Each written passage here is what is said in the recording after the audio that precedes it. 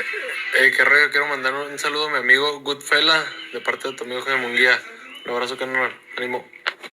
All right, Eddy Reynososo says that Canelo is no longer pound for pound number one. Porter asked him his POV, point of view, on pound for pound. Later on, the reporter said, well, all the winning he did in the past, you don't believe he still should be pound for pound number one? He said, no, you have to, I've said it, you have to keep winning to continue to be pound for pound. As long as he in the 2 through 10 range, as long as he on the list, I'm happy with that. Just to be on the list amongst the best. Now, he right, you gotta keep winning. You know, only way you can lose and still be on the list if it was like super duper controversial, and still then you still lost. So I mean, that is what it is. You know, that is what it is. You can't really change that none, but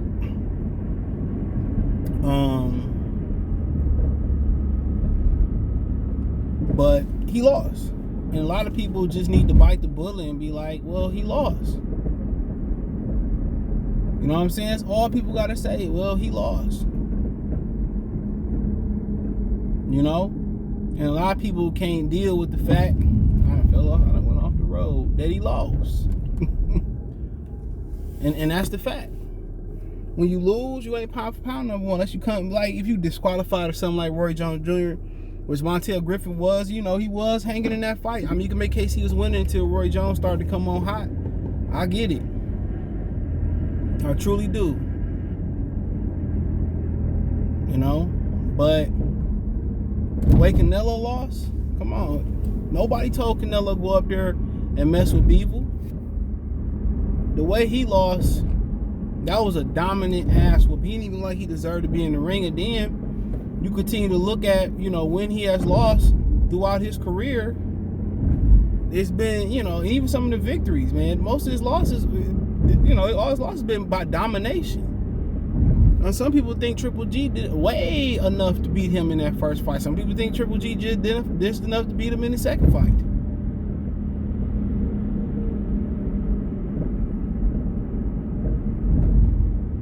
So, I mean, like I continue to say, man, people gonna have their opinion. But saying he's still pound for pound number one after he lost, I mean, that's in the way he lost to somebody who wasn't on the list, and then also ranking him below the guy who dominated him. I don't care nothing about the weight classes. Canelo went up there and knocked out Kovalev, and it was all fun and games. It was all we are family, and, you know, it was all confetti and all that type of stuff.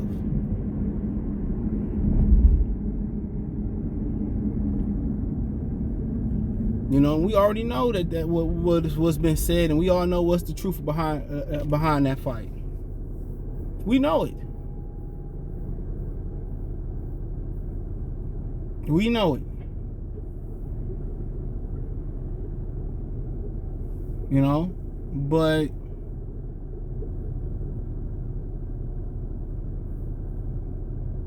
Eddy Reynososo, right? You know, and when you get some good, when he talk, he be speaking some facts regardless of being biased towards Canelo Alvarez. Like when he said, he know the black fighters are hardest to fight. You know, and I appreciate his honesty in a landscape in boxing where, you know, a lot of these dudes don't be wanting to tell the truth.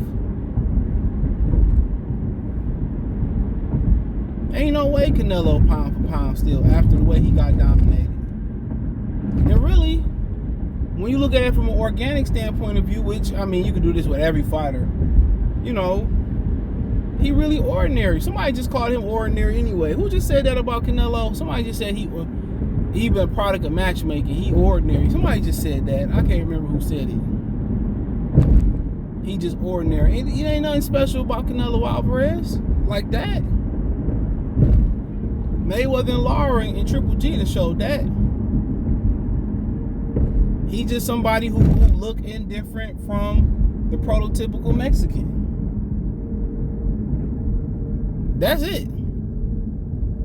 Nothing more, nothing less. If he looked like Angulo or he looked like Antonio Margarito, man, he'd probably be a world champion. But he wouldn't be put on this pedestal. But you think about it, if it wasn't no Canelo, then who the next one they'd be praising like that? They'd be just like damn near Puerto Rico. I mean, Jaime, he coming, and Estrada, he in the smaller weight classes, but who else would they be praising? But, I mean, he not dying. Even when he fought Danny Jacobs, I mean, it wasn't a dominant performance.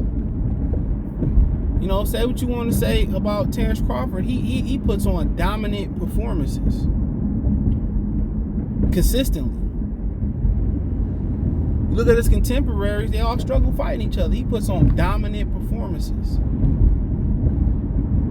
In Inoue, other than the Donaire fight, he puts on dominant performances.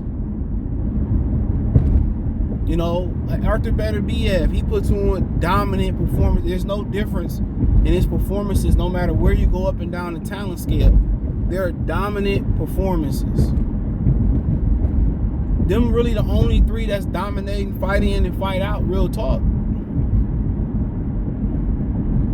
You know, and when they do have competitive fights, they still dominate with knockouts and they close the show.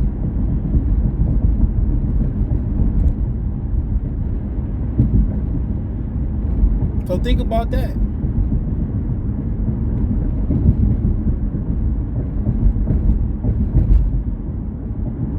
Dominant performances.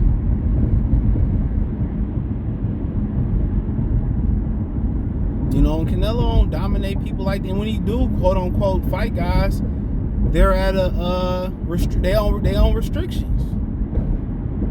They restricted. Just keeping it real. A lot of the guys that he fight be restricted.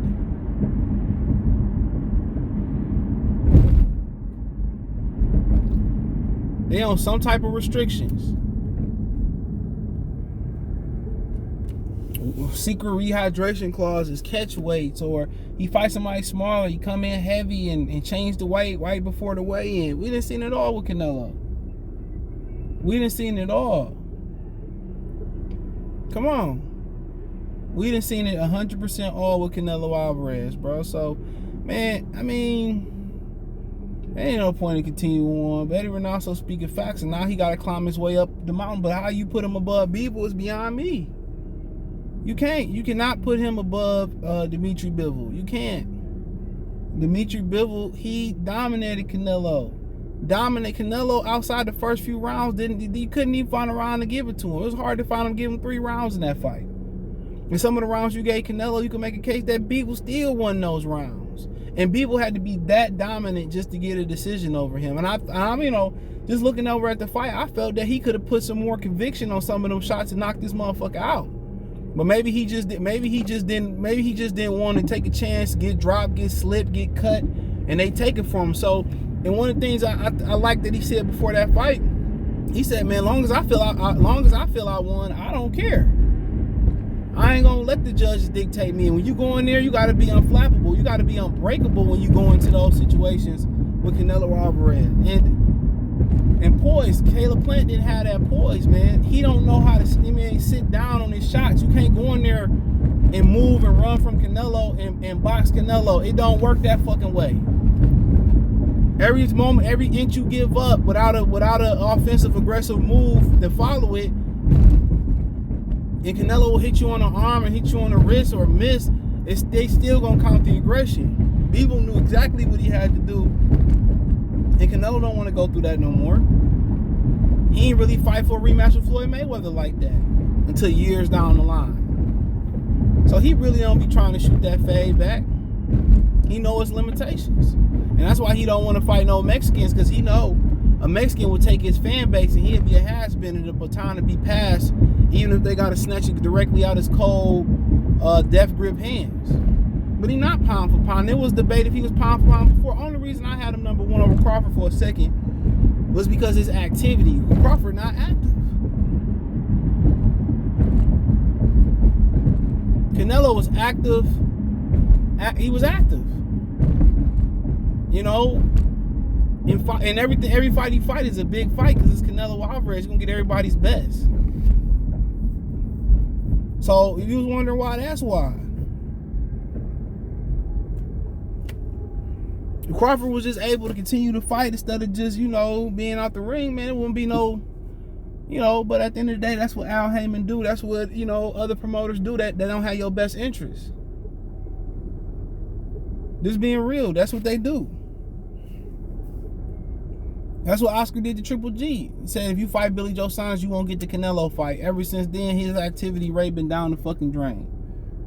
Terrence Crawford waiting around on Errol Spence, his activity rate down the drain. That's what people who suck the energy out of boxing do. They no good for the sport. And Crawford and Spence gonna fight at the last minute. It's not gonna do what we think it's gonna do. Is that's because the powers that be don't want it to be successful. They don't want to promote black fighters.